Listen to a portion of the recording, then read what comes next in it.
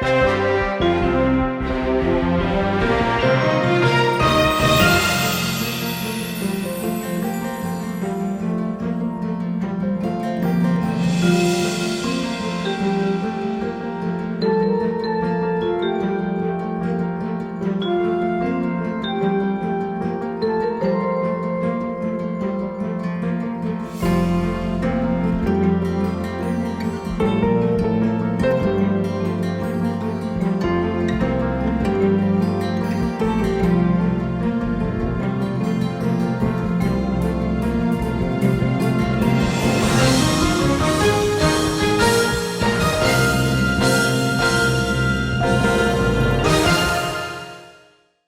evening.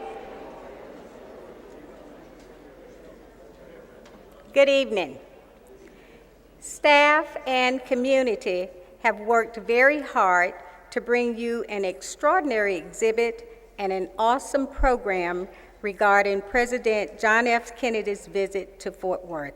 So on their behalf, I welcome you to the Fort Worth Library. The Fort Worth Library is about many things. It's about championing literacy, learning, and education. It's about making you smarter. It's about changing to the times by utilizing latest technology to connect our users to information. But it's also about saving you some money if you decide to use our resources. However, tonight we are about helping you to learn more about Fort Worth history through the lens of an exhibit and the experience of a veteran reporter. In this exhibit, we showcase the rich resources of our own library, as well as historical documents owned by members of our own community. As a matter of fact, Bob Ray Sanders said, and I quote, "The most surprising exhibit of all, both for its number of photographs and its comprehensive historical context, is JFK in Fort Worth, a lasting impression." That is our exhibit, and Bob might have been surprised, but I'm not. That's what we do. So spend time visiting, viewing the exhibit, remembering the past, and focusing on a bright future. Listen attentively to the facilitated conversation and share what you learn with others. That said, thank you again for being here tonight, and welcome to the Fort Worth Library.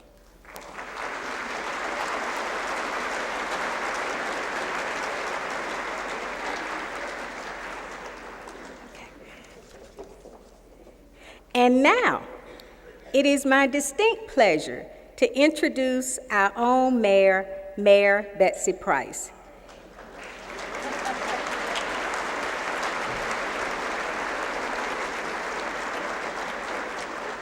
If you have been in Fort Worth for more than a month, you need no introduction, because you see, she's everywhere, and likely you've had some interaction with her.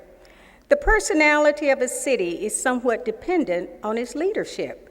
Mayor Price is a people person, and she's all about community engagement.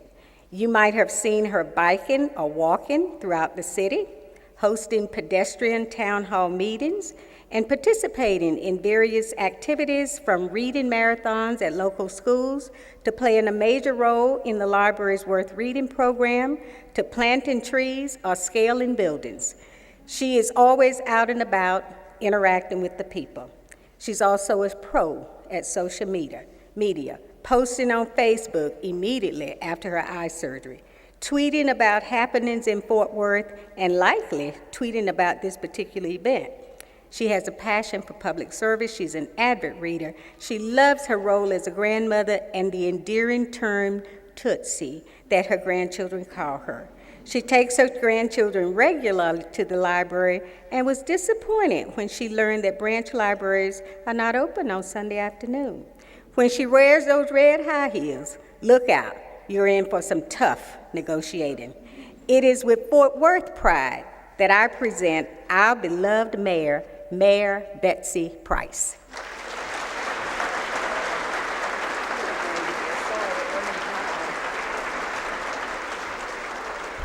Good evening, everybody. It's nice to see so many people out interested. Speaker Wright, it's great to see you tonight. We're glad to have you with us. Council member, Shingleton is with us, and Mayor Pro Tem Zim Zimmerman. And if you're wondering why on earth I'm wearing glasses, dark glasses, I had eye surgery on Wednesday, and the choice was a giant patch or my glasses. So you get me in glasses tonight. It's not a fashion statement. I'm not that fashionable. But it's great to be with you, and it's an honor to see so many people interested in the 50-year remembrance of the JFK visit to Fort Worth. So welcome to Fort Worth. If you're not from Fort Worth, we're delighted to have you here. Glenise does a wonderful job with our library, and it truly is a fabulous asset for the city. They asked me tonight to talk just a little bit about Fort Worth and what was going on in 1963. And many of you know that I'm from Fort Worth. I was born here. My parents came to Fort Worth in 1945, and we've watched the city grow up and change, and indeed, change we have. And President Kennedy's visit was one of the big highlights of that. You know, at the time that John Kennedy was here in Fort Worth was heavily into the defense industry. And one of the things that stuck with a lot of people was President Kennedy said that morning, the products that Fort Worth men and women manufacture contribute a large majority to the safety and security of our world. And indeed they do. We continue to have a major presence in the defense and air base with our Joint Reserve Base, with Lockheed, with Bell, and many of our other people. Kennedy loved Fort Worth and was delighted to be here with us. The assassination left a significant mark on the city because we were proud to have hosted Kennedy that morning for his last breakfast, he and Mrs. Kennedy. Fort Worth faced challenges in the early 60s. There were strained race relations in the city and indeed in all of the nation. A population that was shifting from the downtown and inner city to the suburbs. Very much a changing economy as we grew and changed our focus on what we did. And of course, the death of the president left an indelible mark on this community. The changing race relations resulted, many of you are not old enough to remember, but I remember when Fort Worth had black and white water fountains in the downtown department stores. It hasn't been that long ago. But the changing race relationships resulted in the Mayor's Commission on Human Relations. That committee continues to advance the diversity and the rights of our citizens today. We have many people serving on that committee, and it does a wonderful job. In 1963, Fort Worth's population was 580,000 people. In 1950, we were a mere 300,000. Shortly after the war, we grew dramatically. We were one of the fastest growing cities in the nation in the 60s. Indeed, as we are now, facing a population of almost 800,000 now. This council wrestles with many of the same issues that the council who served then was facing under Mayor Baird Friedman. Modern highways, the interstates, brought the ability for people to move to the suburbs, to get out from the center cities. And it resulted in a shift of our population. It also saw the loss of downtown shopping. Many of you probably remember Monig's, Stripling's, Leonard's, Wally Williams, A. Davis. The downtown department stores were where it was. But with the sprawl to the suburbs, we divested ourselves of that.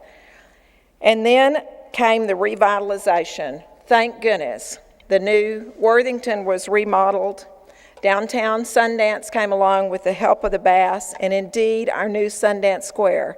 Now our downtown rail area is a vibrant, happy place to be and growing all the time. The Metropolitan and the Westbrook hotels were the two downtown hotels. They closed and reopened later in the 80s. The Omni, the Worthington. The one that remained when Kennedy was here was the Hotel Texas, which is now the Hilton.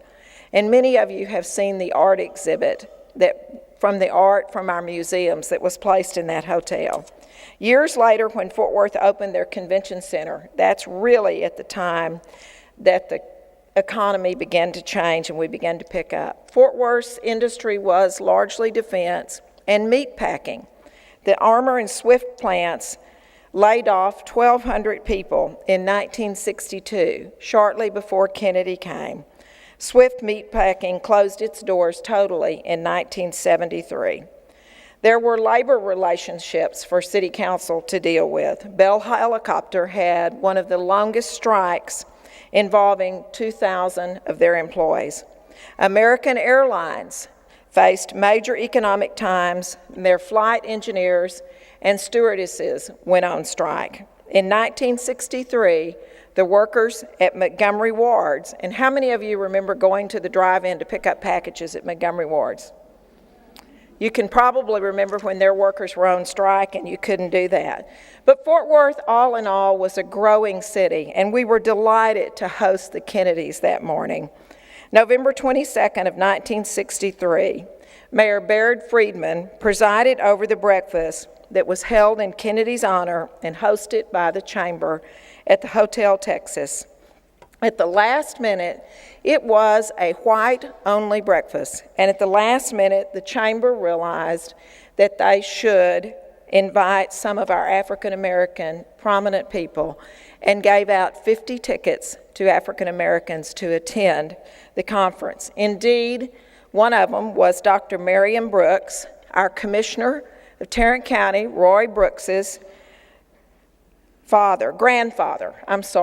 Roy's grandfather, who was one of the ones who indeed was hosted at that.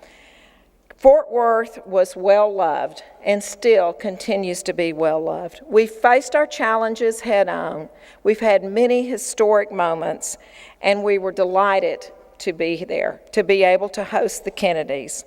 I'd like to read a letter to you tonight that I received from Joe Kennedy III. The letter says, "Dear Mayor Price, I'm so sorry that I am not able to join you in Fort Worth today, but I deeply appreciate your offer to read this letter on my behalf. Please extend my gratitude to the Fort Worth community for inviting me to participate in a meaningful event. 50 years ago, my great-uncle, President John F. Kennedy, looked out over thousands of people gathered outside the Hotel Texas and noted that there were no faint of heart in Fort Worth. Having come to Texas to rally the Democratic Party in the days leading up to the 1964 election, he spoke about the remarkable progress that this nation was making and applauded the vision and innovation of your city of Fort Worth and indeed the great state of Texas. That Texas has always brought our country to face head-on its most pressing challenges, from conservation to education to social justice. President Kennedy advocated for the citizenry that cared for, invested, and engaged in the country that we are lucky enough to call home. He believed fiercely that our American values must be earned and nurtured so that they would not fade away. He challenged all of us to achieve a better and bigger future for our country, where man would walk on the moon, where individuals with disabilities could enjoy every opportunity, not indifference, where skin color would not disqualify you from democracy or basic human decency, and where hundreds of citizen ambassadors across the globe would sow the seeds of peace. Today, this country is home to growth and opportunity my great-uncle and his forefathers could only dream about. As we reflect back on the legacy of President John F. Kennedy, may we all remember the potential that he saw in the heart of our country and knew that we must grow and improve together. To everyone who's here today, thank you for honoring the memory of a great man, my great-uncle, President John F. Kennedy, and for celebrating the message that he delivered 50 years ago. Enjoy and remember America's greatness. All my best, sincerely, Joe Kennedy III. I particularly like the quote from Kennedy that said, "There are no faint of heart in Fort Worth." And tonight, it's my honor to introduce to you our Congresswoman who is not faint of heart. Kay was one of the early women in the Congress and continues to have a major position and a major presence. She represents Fort Worth and indeed her entire district well. She understands what cities face and definitely understands what Fort Worth faced in '63. A former mayor, the current representative of the 12th District of Texas. Please help me welcome Congresswoman Kay Granger.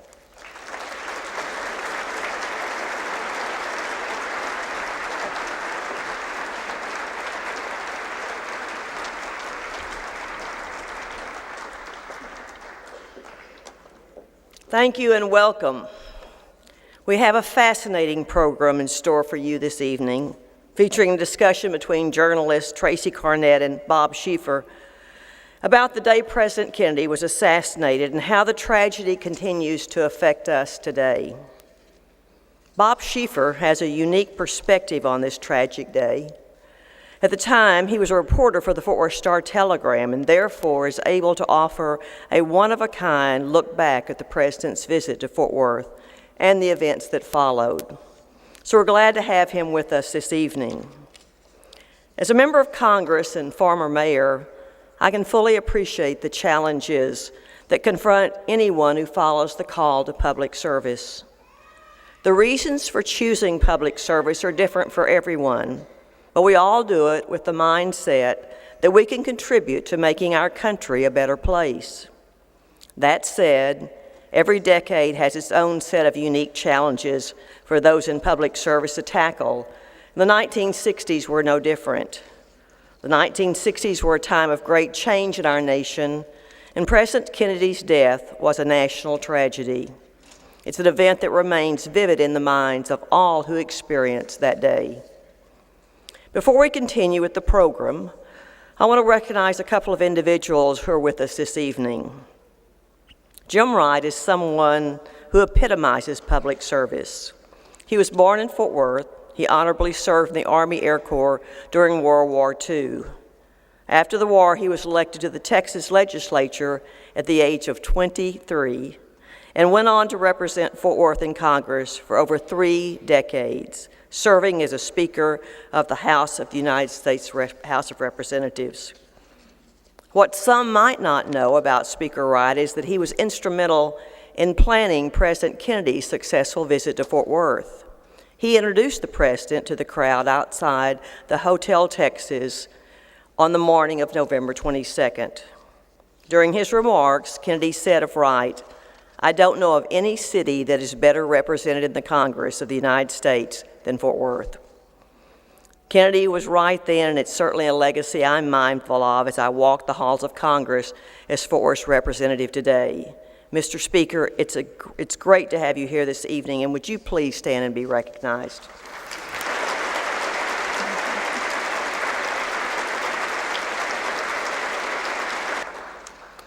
Mike Howard, now a retired U.S. Secret Service special investigator, was the lead agent in charge of the security planning for President Kennedy's visit to Fort Worth. Mike knew the area well back then. He was the former Saginaw, Texas police chief. Since he was familiar with the area, he was charged with coordinating the complex security arrangements that go along with any trip the president makes. The task was just as challenging 50 years ago as it is today. Mike, if you're in the audience, would you please stand and let us thank you for your service? Is Mr. Howard here? Thank you. I'd like to know you now to invite 3 guests with us this evening to share some special remarks before I turn it over to Tracy Carnett and Bob Schieffer. First, I would like to introduce London Zambito. London is an 8th grade student at the Dunbar Young Men's Leadership Academy. He's an honor roll student, member of the Latin Club, and plays on the football and the basketball teams. London also has a lofty goal, but an inspiring one. He aspires to be the nation's 2nd African-American president. Today, London is going to share with us his presentation entitled JFK, Reflecting on Our Past, Preparing for Our Future. I'm pleased to now welcome London Zambito to the podium.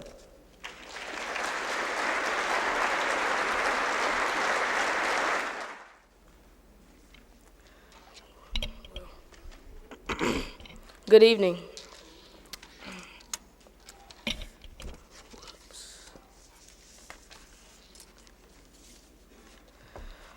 John F. Kennedy's speech in Dallas was the last time the United States heard him speak.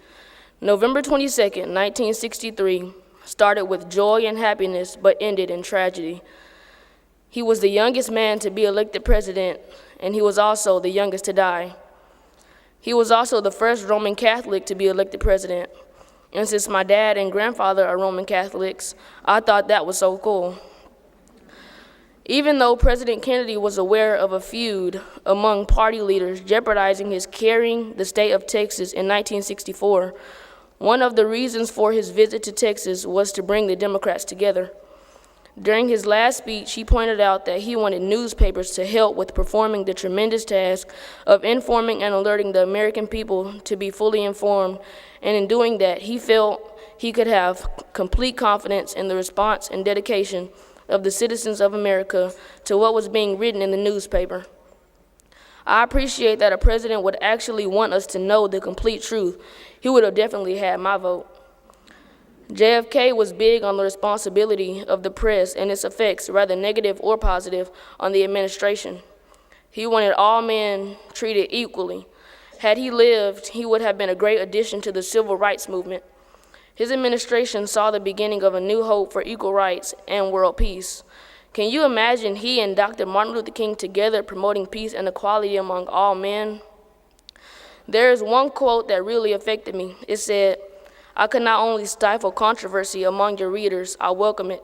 This administration intends to be candid about its errors.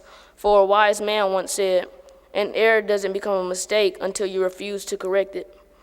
Mr. White taught us this same quote at YMLA. He went on to say that we intend to accept full responsibility for our errors and expect for them to be pointed out when they have been missed. JFK was assassinated by Lee Harvey Oswald as he rode by smiling and waving at all his supporters, with the First Lady riding right next to him. When JFK was assassinated, the United States and the world lost a leader whose number one priority was to keep his nation out of war, including the possibility of nuclear conflict with the Soviet Union. Moreover, he proved during his 1,036 days in the White House that he had the backbone to face hawkish advisors, haters is what my generation will call them today, who on at least 6 occasions recommended he take the nation to war. We now know that no American president was ever pressured more intensely or more often to take the U.S. to war. His advisors lobbied him, attempted to intimidate him, and schemed throughout his presidency to force him to authorize direct U.S. military interventions. Guess what? He never caved in. He was steadfast and stood up for what he believed in. He was no pacifist, having fought and nearly died in the Second World War, and he is well known as the president who vowed in his inaugural address to pay any price, bear any burden, to fight for liberty around the world. Had JFK survived Dallas and served as U.S. president until January 1969, the world would probably have become a safer, more peaceful place. On November 22, 2013, America and the world will observe the 50th anniversary of John F. Kennedy's assassination. I will be observing as well. I think the world missed out on a great individual. Kids like myself, like a person who is willing to communicate in a way we can understand. Looking back on several of his speeches, I think had he lived, my generation wouldn't be as bad as it is now, as far as bullying, cyberbullying, and teen suicide being at an all-time high. Maybe we could have learned a more peaceful approach to our problems and not turn to violence to solve them. Thank you.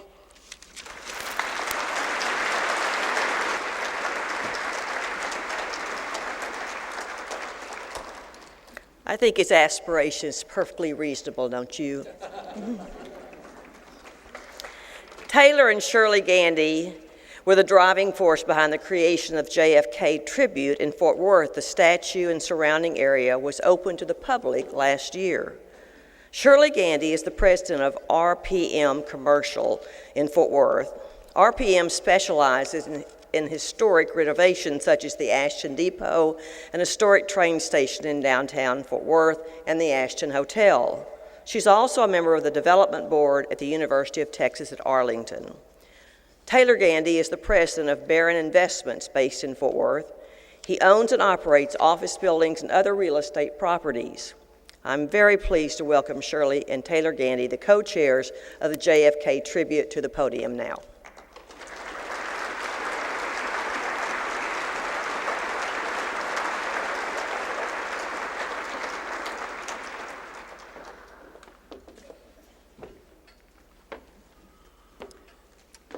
Well, Tyler and I are both so pleased to be here tonight, and I must confess to you that I was a little bit surprised when I looked down to see that we were going to have a few remarks. So they will be very brief, but first of all, I want to congratulate the library on this incredible exhibition. I know how long it took to put it together, and you did an absolutely amazing job. And I know that you are so very proud of it. And I'm proud to have it here at this particular time. Tyler and I got involved in participating in the JFK Tribute. And I'd just like to see a show of hands. How many people in this audience have been downtown to see the JFK Tribute? That's very impressive.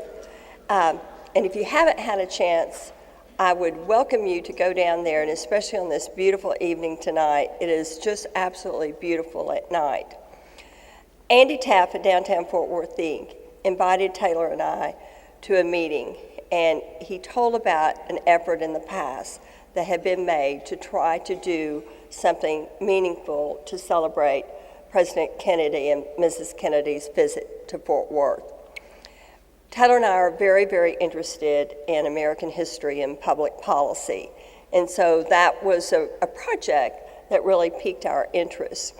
But before we committed to actually saying yes, I wanted to see, there had been a clay model of this beautiful bronze, 8-foot bronze, that had been sitting in an artist's studio, Lawrence Lutke.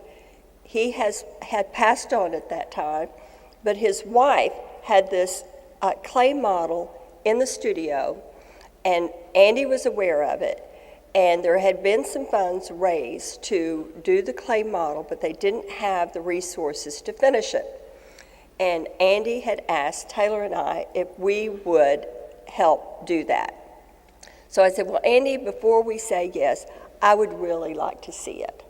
So Andy and Taylor and a couple of other staff members flew down to Houston, went to Mrs. Lutke's house where she served us lunch, and we went out into the kind of this studio behind the house. And I will tell you, it was so moving whenever I saw it. I was literally moved to tears because it was so beautiful. And I looked at Taylor and I said, yes, we have got to do this. And he said, okay. And so we came back to Fort Worth and talked about how to go about, getting this done. And immediately, of course, we realized that it was going to take a lot more than just putting the statue down in General Worth Square. And so we decided we needed a really special individual to help us do this. Actually, we came up with two very special individuals. Of course, Speaker Wright was the first one right off our lips. So he was the honorary chair along with Mayor Bob Boland. And I will tell you, we could not have done it without these two special individuals. It was a labor of love. We spent about 4 years raising the funds and then the execution of the tribute. And we both feel like it was a great honor to be able to do this. And I'm going to close with my favorite quote from President Kennedy. We remember the past to celebrate the future. And that is at the tribute, and you will see it in the brickwork down there. So I'm honored to be here. Thank you very much. And I will just say, London, I'm going to be keeping my eye on you because you have the stuff to make it.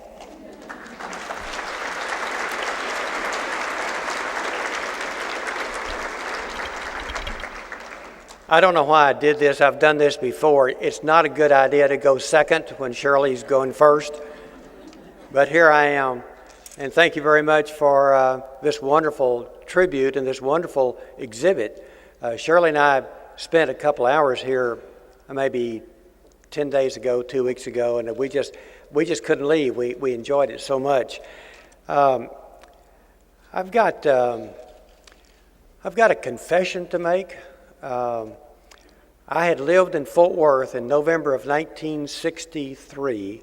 I'd lived here 11 months. I was right out of law school. I was a salaried attorney. I had no discretion as to how my time was to be occupied. I was punching the clock, more or less.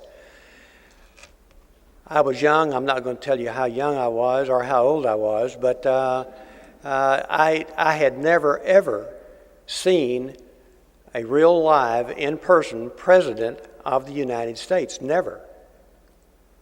And I wanted to see the president.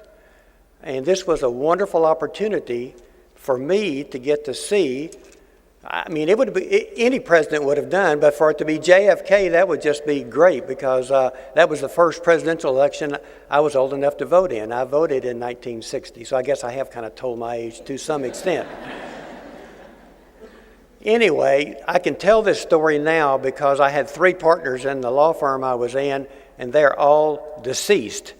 So it is possible for me just to tell you what really happened. So I said to one of the partners, I've got some papers I need to file at the courthouse. I was officing on 7th Street at the time, in what is now the Bank of America building at the corner of 7th and Lamar. It was typical back then to walk to the courthouse from that location. And so I filled my briefcase full of, quote, documents and proceeded to go to 7th, the corner of 5th and Main. I had not been to the breakfast. I was not a member of the Chamber of Commerce. I did not have a ticket to the breakfast. But it didn't make me any difference. All I wanted to do was to see the President of the United States. And I got to. It was a moving experience.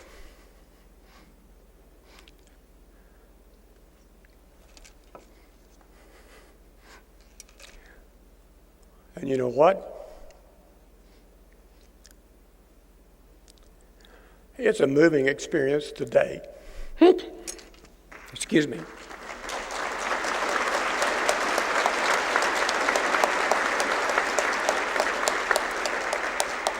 I don't know. I told myself I wasn't going to do that, but I can't tell you how I felt that day later on when he died.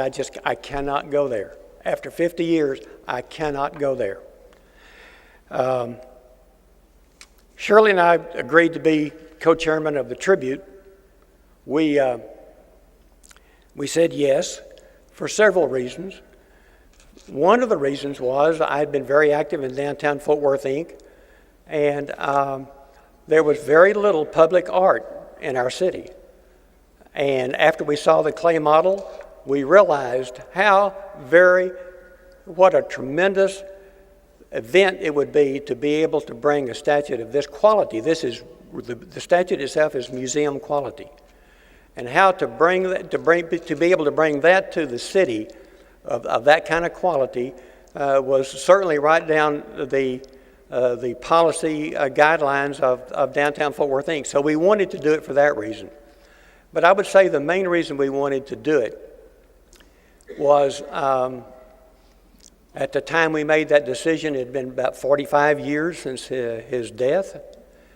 There had been tremendous publicity about Dallas and what happened in Dallas. There had been no recognition that the president spent any time in Fort Worth.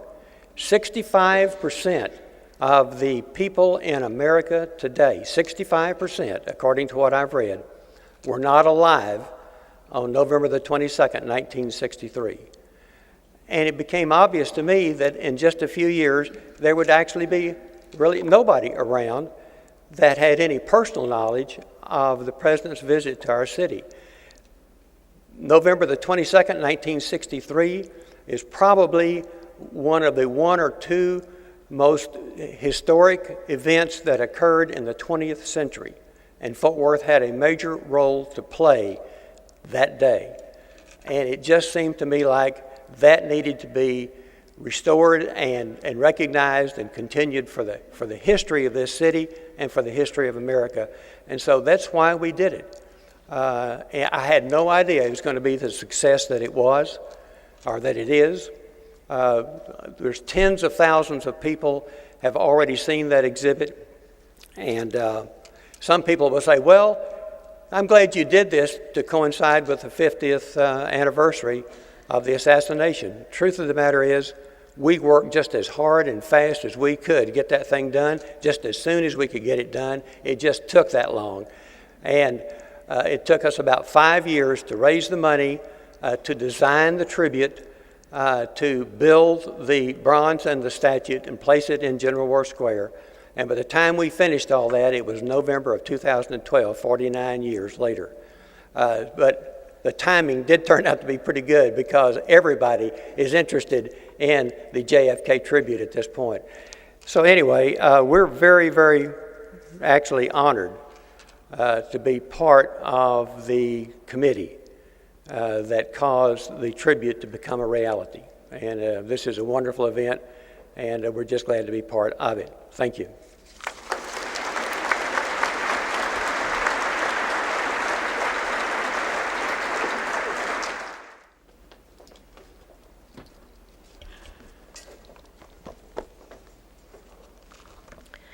Tracy Carnett is a 5-time Emmy Award-winning host, reporter, and news anchor.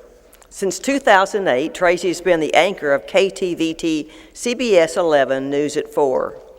Tonight, her assignment will be to interview Bob Schieffer, a man who is used to being on Tracy's side of the news desk most days. Bob Schieffer is the CBS News Chief Washington correspondent and host of Face the Nation, CBS's premier Sunday morning news program. As I mentioned earlier, Bob Schieffer started his career in Fort Worth at the Fort Worth Star-Telegram. On that tragic day in November, shortly after President Kennedy was shot, Bob received a phone call from Marguerite Oswald, Lee Harvey Oswald's mother. Bob accompanied her to the Dallas police station on November 22nd, and he was able to get access to an office with a phone. This was before cell phones, and called in dispatches, enabling the paper to create 4 extra editions on the day of the assassination. When North Texas was yearning for the latest developments, Bob was delivering them with the professionalism we've all come to admire. Bob Schieffer has worked as a reporter for 56 years. He spent a majority of that time, 44 years, at CBS News. He's covered all 4 major beats in the nation's capital: the White House, the Pentagon, the State Department, and Capitol Hill. Bob has won 6 Emmy Awards and was named Broadcaster of the Year in 2002 by the National Press Foundation. Bob Schieffer has been named to the Broadcasting and Cable Hall of Fame, and less than a week ago, the TCU College of Communications was named in his honor. I'm proud to welcome to the stage Bob Schieffer and Tracy Carnett.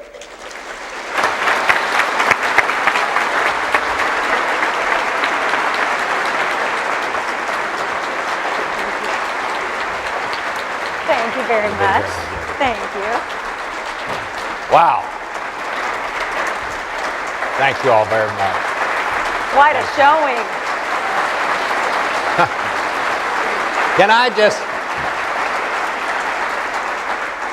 I am just overwhelmed, if I could just say a word, course. Tracy, before we start, to see this crowd.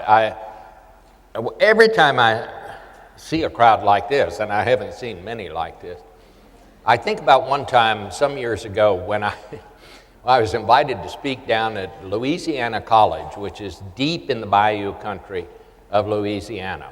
And I got there, it was a beautiful spring day. We were in the school auditorium. Every seat was taken. Kids were sitting in the aisle.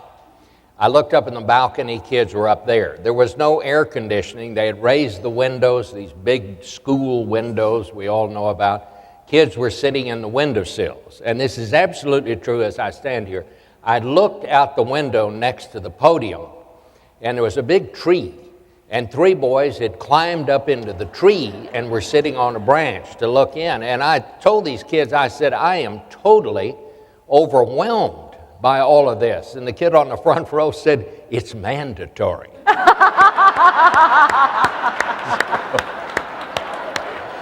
I don't know why you all came tonight, but I think nobody made you, and I want you to know I really appreciate that. It really is fun to be back in Fort Worth and to be at this wonderful facility. So, Tracy, have at it. Good evening, everyone. First of all, definitely not mandatory. Everybody here is wanting to be a part of this event and to hear the consummate storyteller that we've all followed for so many years, Bob Schieffer, reflect on his memories of this event 50 years ago. It's an honor just to sit here next to you, Bob. If all of you were able to watch Channel 11 today, Bob was live at 4 o'clock, and he did at least 30 other interviews with affiliates across the country. You all before and after that interview, plus the CBS Nightly News. This man is a hard worker, and yet he's here spending his evening with you. Sorry, I have to celebrate you a little.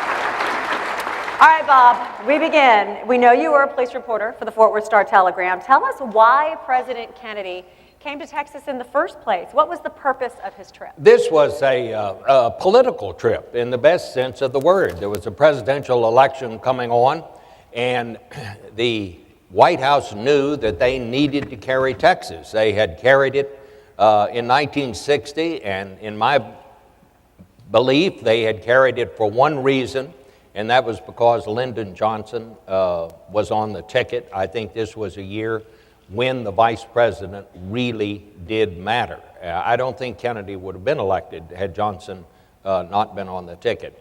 There was kind of a feud going on in the Democratic Party, but the main reason they came was to raise money for the coming campaign, and that's why the trip was arranged the way it was. The trip was, they went first to San Antonio, where the president was overwhelmingly well received. They flew on down to Houston for a dinner honoring Congressman Albert Brooks. Again, an amazingly happy welcome for him there. And then the third stop, they flew up to Fort Worth here the night before they went to Dallas. Now, Fort Worth went all out. The lights that we now light the skyline with in Fort Worth in those days were only turned on at Christmas time and during the stock show, but they made an exception. They turned them on for President Kennedy. 10,000 people went out to Carswell Air Force Base at 10 o'clock at night to see President Kennedy and Mrs. Kennedy get off Air Force One. People lined White Settlement Road and the route into Fort Worth. They were spending the night at the Hotel Texas, and Ruth Carter Stevenson was her name then. Ruth Carter Johnson was her name then. It was later Stevenson. She was Amon Carter's daughter. And this is just an example of the welcome that the people of Fort Worth had planned for her. Ruth had put together a collection of priceless art. She'd gone to her friends and different people that she knew, and they put together this wonderful collection. There were Picassos in there. There were Van Goghs, Marsden Hartley, all of these artists, Thomas Akins. And they hung this art in the 2 suites where Mr. and Mrs. Kennedy stayed, and they loved it. The Kennedys loved it. The next day, just before they left to go to Dallas, President Kennedy called Ruth to thank her and tell her how much he appreciated it. And we now think that that was probably the last phone call that President Kennedy made. It is impossible to overstate how happy people in Fort Worth were to see President Kennedy. And they loved seeing Jackie. There was this wonderful banquet or breakfast put on by the Chamber of Commerce at the Hotel Texas. My wife was there. I didn't know her in those days. My brother, who I see standing against the wall back there, was in high school. He was out in the parking lot. My mother let him stay home from school. And he was one of the last people in Fort Worth to actually shake hands with the president. He was just on the rope line, and he was able to do that. But Fort Worth was overjoyed to see the Kennedys here. And what is so unbelievable about all this is when they flew over, they went by Air Force One, it's just 10 minutes, but for security reasons, they just flew over to Dallas. When they got to Dallas, when they got to Love Field, it was the same kind of reaction there. There had been some pockets of right-wing hate groups that had threatened to take some action or something against the president when he got to Dallas. But there was none of that. They all got in the motorcade car. They headed into downtown Dallas, and as they approached the downtown area, Nellie Connolly, Governor Connolly's wife, turned to the president and said, "Mr. President, you can't say they don't love you in Dallas." And then, of course, they turned onto Elm Street, and we know what happened. It was a day, I think, that changed America. I don't think the country has ever been quite the same as it was. And one of the things that I think people today don't appreciate, we didn't know what all this meant. We didn't know what had happened. We didn't know if it was the beginning of World War III. They'd closed off the borders with with Mexico. It was almost like we all felt on 9/11. As someone said about 9/11, it wasn't a failure of intelligence. It was a failure of imagination. No one could have imagined something like this could have happened. So we were stunned when this happened in Dallas. And it was the birth of breaking news as we know it today, for sure, nonstop coverage. We'll talk a little bit more about that. Before I go to the next question, why was your future wife at that breakfast? Well, I don't know. You're a mover and a shaker. To be at that breakfast. Well, her father was a big Democrat, and he had been the county chairman of the Democratic Party at one time. And this was before Pat and I knew one another. We had both gone to TCU, and I suppose I knew who she was, but we didn't meet until a little later after that. Pat's right here in the front row. Yeah. Raise your hand. Good woman right there. Had to ask. All right, the president and vice president both arrived in Fort Worth at 10 p.m. on Thursday, November 21st. You were saying, we understand some people in Dallas were certainly making harsh comments, did not want the president visiting Texas, but what was the atmosphere like here in Fort Worth? Still always positive? It was overwhelmingly positive, just overwhelmingly positive. The president spent Thursday night at Hotel Texas. Next morning went out to the parking lot, then to breakfast. So we know who was there. Why weren't you there at that point? Well, the reason I wasn't there is because I was sound asleep. You see, I was not too happy about this because there's nothing like being a reporter and not being, and there's a big story going on around you and you're not part of it. I was the police reporter. I worked from 6 p.m. to 2 a.m. At the Star-Telegram, and I was told that the political reporters would be handling this story and that I should go on about my business at the police station, which I did. And what we did, the Fort Worth Press Club decided to hold the press club open late so the visiting correspondents who were coming into town could all be there. And so when Phil Record, who was the Night City editor, and I put the paper to bed, we were always the last two employees on the editorial side at the paper. We went over to the press club to to see all these big bylines that we knew only as bylines. And these were famous people in our profession. So this was a big night for us, and we went over there, and they were all there. And some of these visiting reporters had heard of a place in Fort Worth called the Cellar, and it was a coffee house. And it was, people sat around on cushions, and there were tables, and the waitresses would sometimes dance on the tables, and they did not serve alcohol. They just served coffee. If you were a friend of the owner, who was a guy named Pat Kirkwood, they did serve grain alcohol in Kool-Aid. And I would neither confirm nor deny that I ever drank such a concoction. But I was about 26 years old. I'll just kind of leave it at that. And later, these reporters all wanted to see it, so we all went down there, and we later discovered there were also some members of the Secret Service. They were all off duty. If any of them had anything to drink, I did not see it. But they were there, and they were later criticized for being there. But that's why the next morning when this awful thing happened in Dallas, I was asleep. My brother Tom, who had been down to see the president in the parking lot there, he came in and woke me up and said, "You better get up and get to work." He said, "The president's been shot." Well, I was just in a total fog. I couldn't figure out, what was going on. When I got to the paper, it came over the radio that the president was dead. So I went up to the city room of the Star-Telegram, and there was such pandemonium. Someone in the city room, one of the editors, had told all the reporters there, said, "Get to Dallas. Call us when you get to Dallas." And so and there was nobody to answer the phones up there in the city room. So I sat down at the city desk. A phone call comes in, and it was, as Kay described it, a woman says, "Is there anybody there who can give me a ride to Dallas?" And I said, "Well, lady, we don't run a taxi here, and besides, the president's been shot." And she said, "Yes, I heard it on the radio. I think my son is the one they've arrested." And it was Lee Harvey Oswald's mother. So I wrote down her address. I had a two-seater sports car, a TR4 in those days, and I thought, well, I can't take this woman to Dallas, and it took about 10 minutes to put the top up.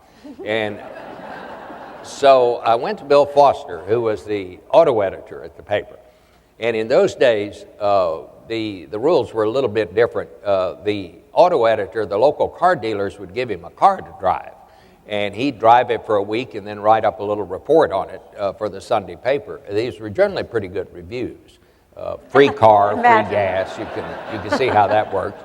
And so I said to Bill, "What kind of car do you have?" And he said, "A Cadillac." And so we went up to the city editor, who was Bill Hitch, and we went out in that Cadillac and out to the west side of Fort Worth, and there, standing on the corner at the address she had given us, on the curb was this small woman, gray hair, big horn-rimmed glasses, wearing a white practical nurse's uniform. And she got in the back seat of the car with me, and I interviewed her on the way over there and got an interview. And I have to say, she was one of the oddest people I've ever encountered. She got in the car and immediately began talking about herself.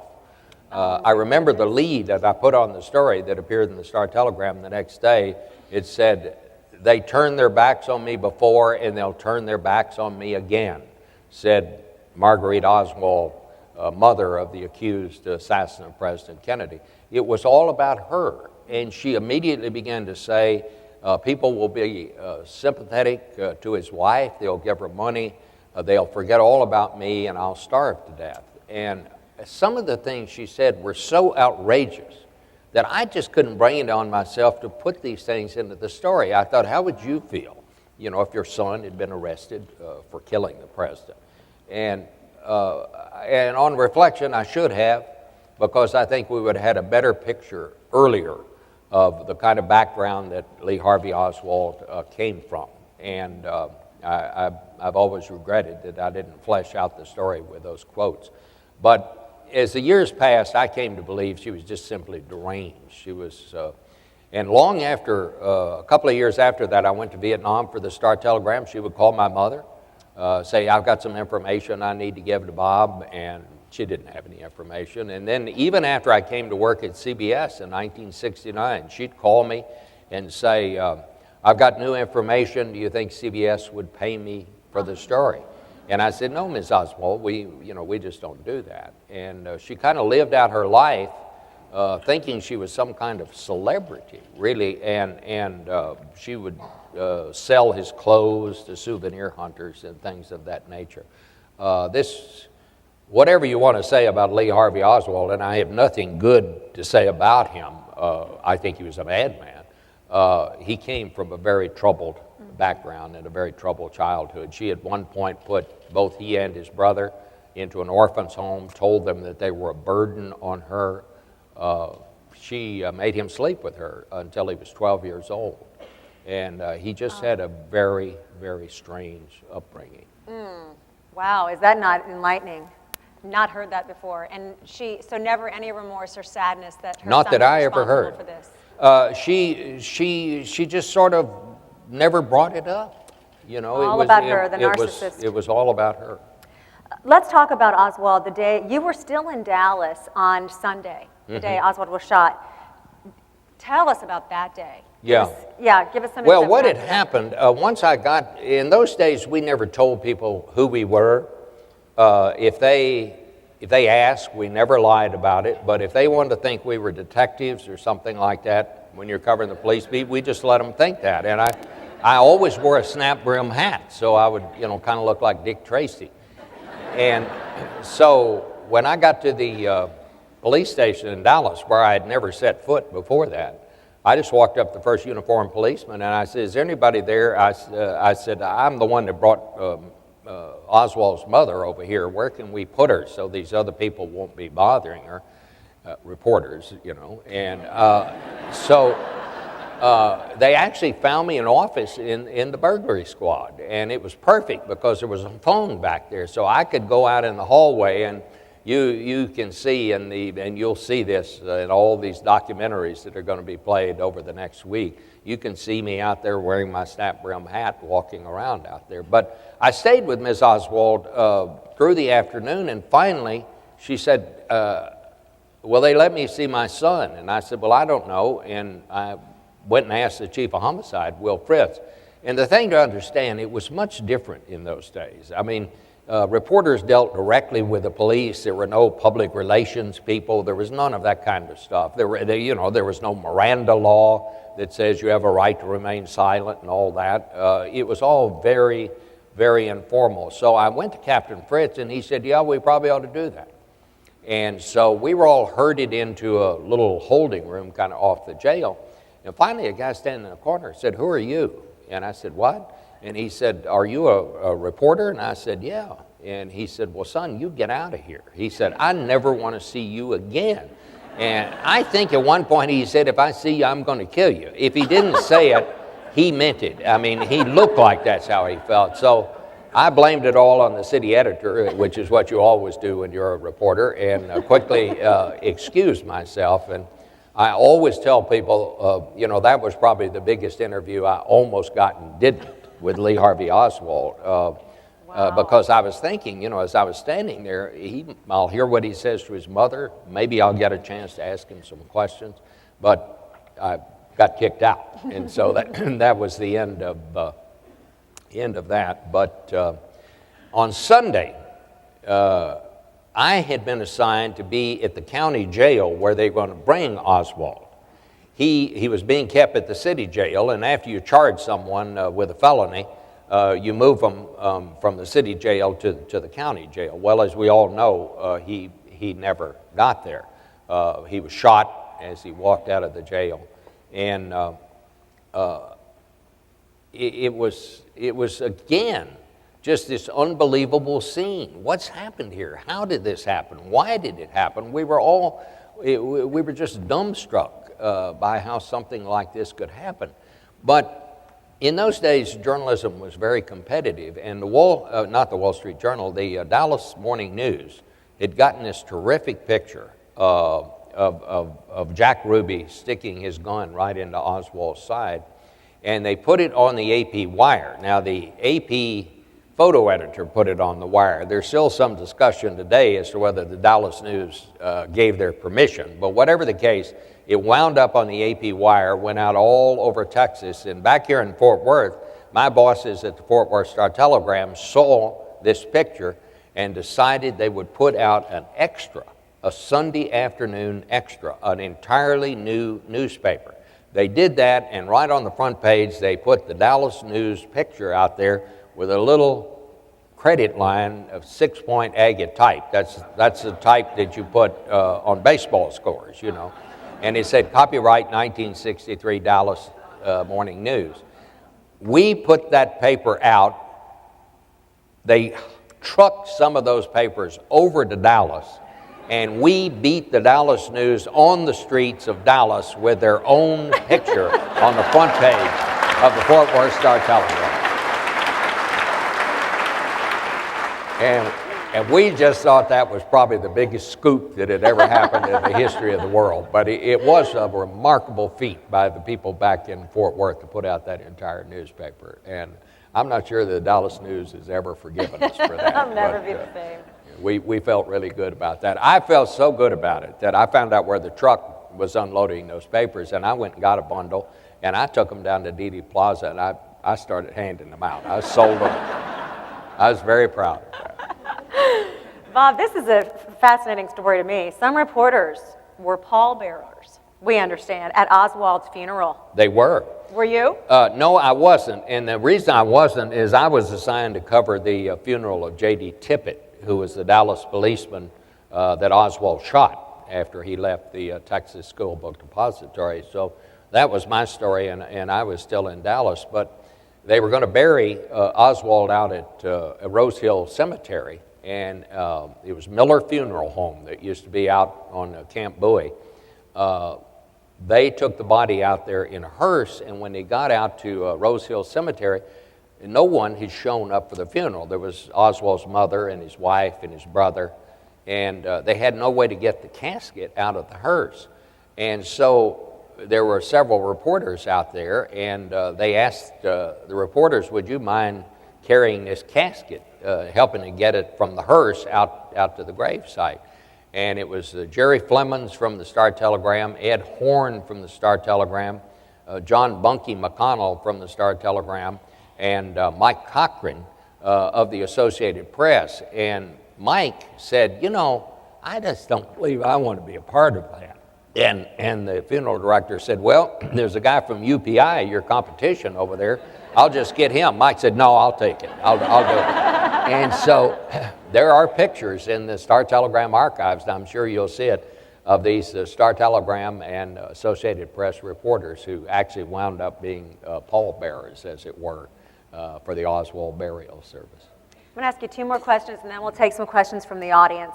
But I'm sure there are some conspiracy theorists out here listening to you right now, so we need to talk about this. Are you convinced the Warren Commission got it right, that Oswald really did it? Your take on conspiracy You know, theory. there's a lot you can criticize about the Warren Commission investigation. It was very poorly handled, and there are several books now, one out that's coming out, it's out, by Phil Sheenan, called A Terrible Act.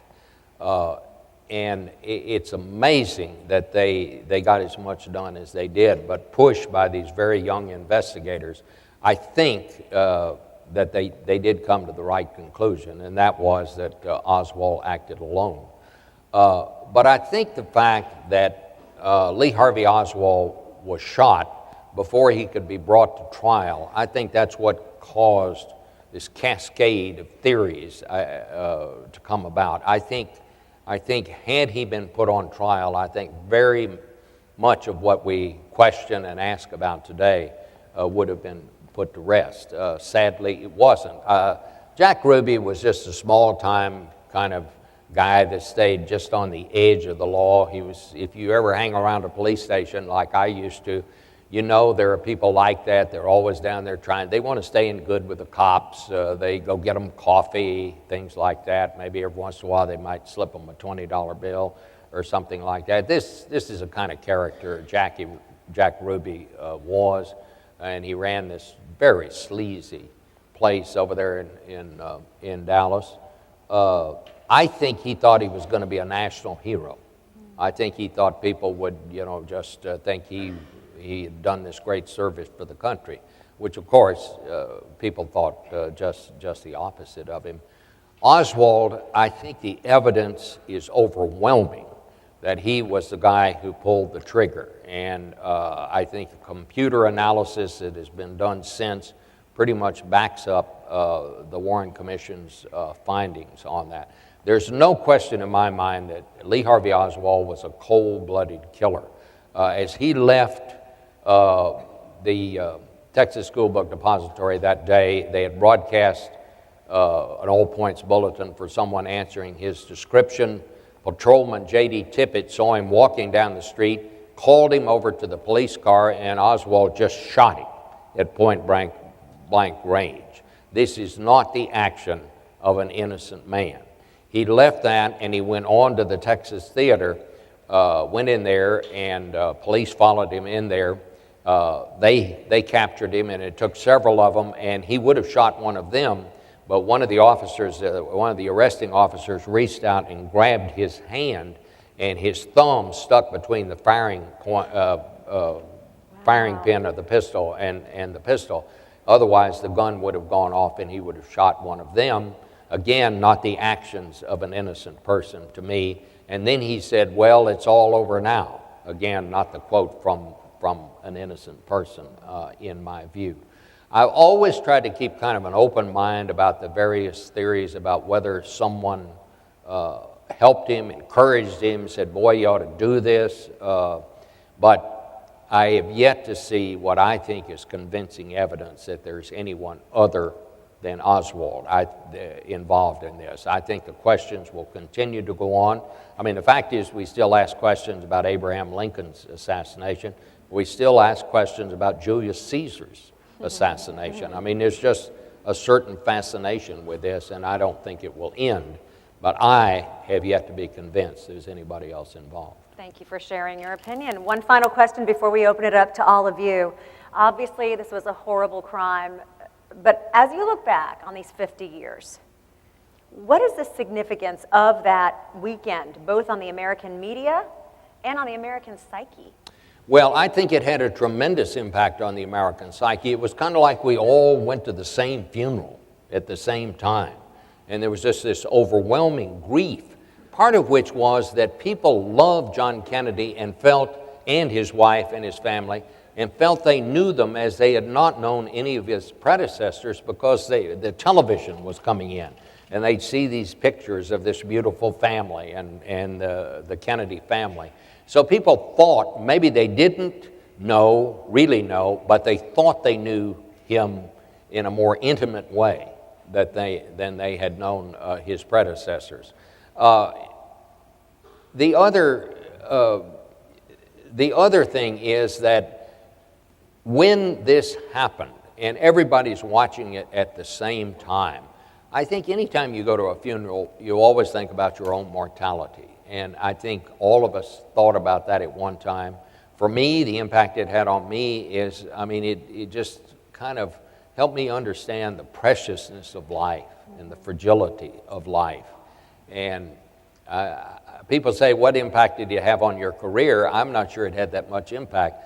But what the impact it had on my psyche, for want of a better word, is from then on, I just tried to cram as much as I could into every single day of my life. And I'm still that way, and I try to kind of live my life as if every day is the last one. And maybe it comes from that. I don't know, but It certainly had an impact. The impact it had on news, up until that point, the majority of Americans got their news from print. They got it from newspapers, and many people simply didn't believe something until they saw it written down in black and white. I think that's one of the reasons so many people surrounded the Star-Telegram that day, waiting to buy these extras we were cranking out. They just wanted to see it written down that this had really happened. But from that weekend on, every survey since then has shown that the majority of people now get their news from television. And they did and continue to get their news from television. the majority of people until the coming of the internet. Now, we don't know where people get their news, but it was that way for a long, long time, and that really changed America. We have 2 microphones set up. I see this one. Where's the other one? Oh, back here. Okay. Those of you with questions, if you'd like to come on up, be bold. We know you're here for a reason, and you probably have questions that were not answered, although Bob did a beautiful, thorough job. What a fascinating snapshot. There you go. Patty? Actually, I got 2 questions. They're both personal. One, I think you kind of answered. What overwhelming feeling when you got the news that the president was dead did you feel? I felt, for example, I was 6 years old, that if the president of the United States was not safe, then nobody was. Well, see, that's I think, part of the impact that this had. You know, up until that time, we had a great belief in our leaders. We had a great belief in our institutions. We thought our presidents, our leaders were like they're almost invincible. And then this happened, and from then on, we kind of began to question everything, not just our leaders, but our institutions. We went through the most violent 10-year period in our history, except for the years of the Civil War, of course. But it was a day that really changed America. I've said several times, I think in shorthand, it was the day that America lost its innocence. But I really do believe that was the impact it had. The other question I had for you is one I would like to pose to other people that day, if I had the chance to pose it to them. Do you still dream of that time in Dallas? No, but I think about it, and occasionally I will dream. But I've thought about it many times since then, about what it meant. Did we know all we needed to know? How we handled the story, and I expect I'll think about it for a long time. You can't go through something like that and it not have an impact. About 2 weeks after this happened, I was back on the police beat, and I was at a horrible car wreck, and I was looking at the victims, and I realized I had no emotion whatsoever. Whatever I had inside of me that caused me to sympathize or feel sorry for or empathize, I just had no reaction. And it took me a while to get that back. And I think, sometimes when you're a reporter, you're so focused on trying to get your job done. You're like a doctor doing an operation. You're not thinking about the tragedy of it. You're trying to do your job. And I think a lot of us didn't realize what that kind of takes out. Ross Miller. I'm a high school history teacher, formerly at Northside High School. Really? And my question was, beyond the Civil Rights Act of '64 and the Voting Rights Act of '65, to what degree do you feel that Kennedy's time in office and his assassination affected Johnson and his ability to be president, and how it affected how he approaches the job? Well, I mean, most of the heavy lifting of that period was done by Lyndon Johnson, if you're talking about legislation. He passed the '64 Civil Rights Act, '65 Act, two of the great pieces of legislation in our country's history. John Kennedy's legislative record was not all that impressive, but I think, nevertheless, I think his legacy is the way he inspired people, the way he inspired young people, the way he inspired intellectuals, the way he inspired those in the arts. When he said, "Ask not what your country can do for you, but what you can do for your country," people reacted to that. The Peace Corps was created. And I've always thought that those are the things that we can thank John Kennedy for. I think he did leave a very impressive legacy. Yes, sir. Hi, Bob. How are you? Hi, how are you, Reverend? President Kennedy experienced several major issues during his tenure as president.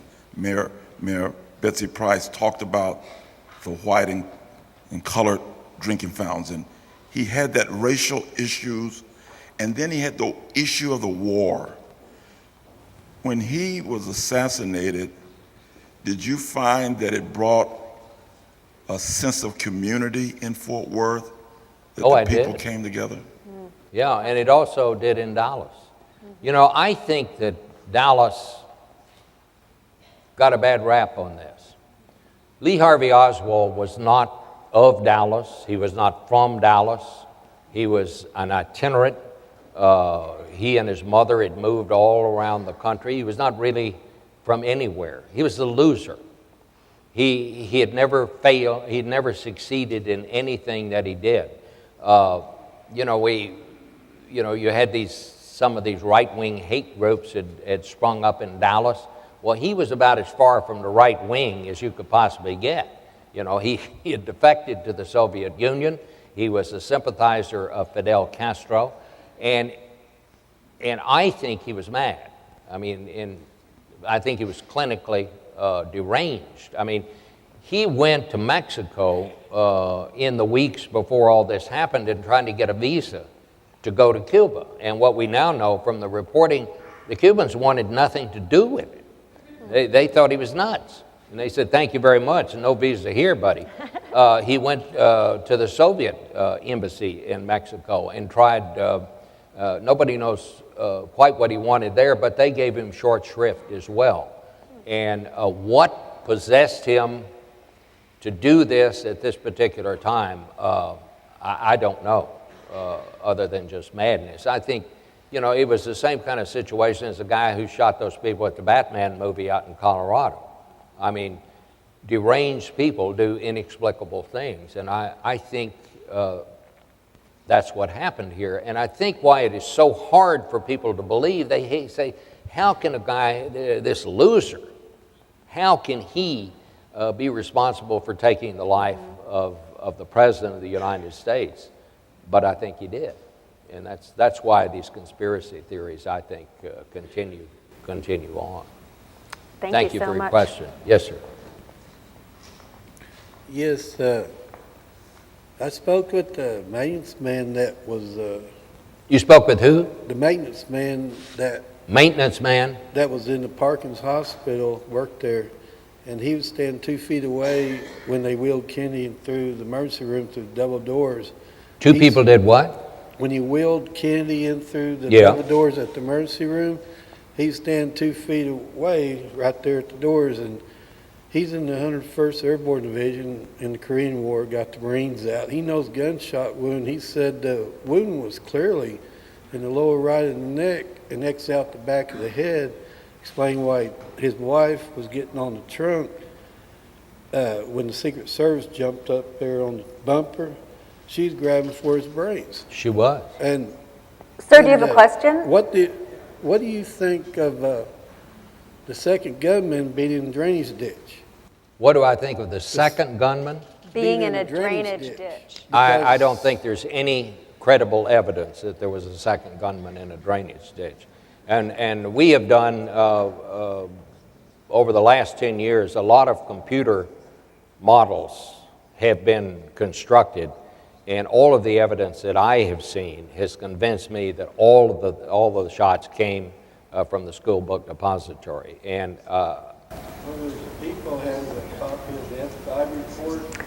there are many different reports, but no credible investigative agency has ever said those were confirmed. The evidence is just not there. Now, you and I can argue about what the evidence is, but I'm just telling you that no credible agency has ever said that there was somebody else there. Thank you for your question. Appreciate it. One final question here tonight before we wrap things up.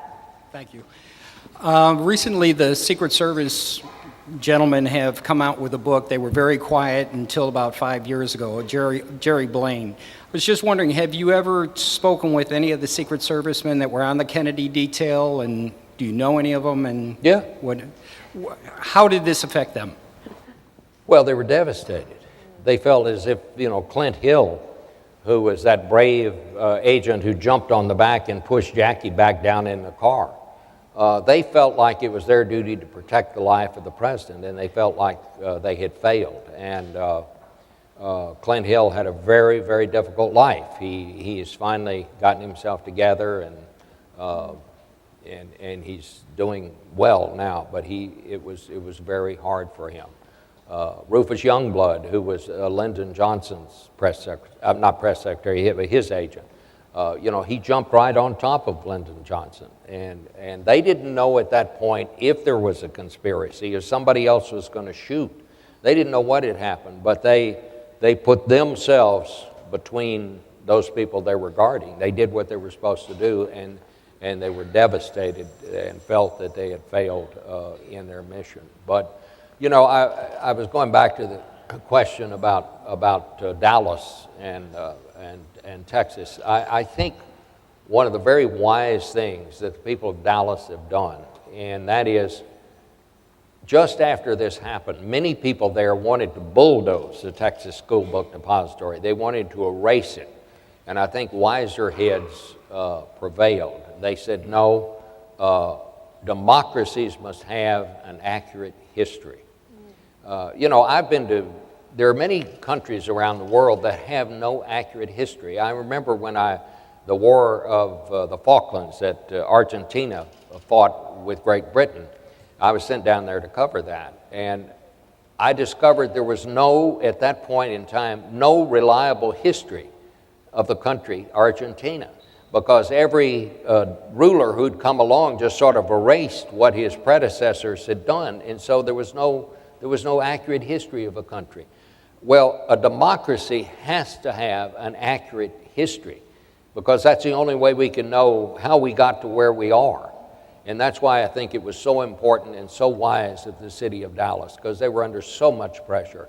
And this was not something that Dallas had anything to do with it. But putting that museum there now, it has become a center of scholarship. It is respected by scholars around the world, and I think it is one of the main reasons and ways that Dallas has been able to move forward and is now the thriving city that it is. Thank you for your question. Bob Schieffer, Okay. what a historian Thank you all. himself. Thank you. Beautiful job. Thank you very much.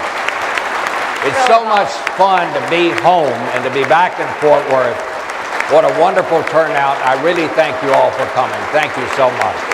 Thank you, Tracy. My pleasure. Okay. Okay.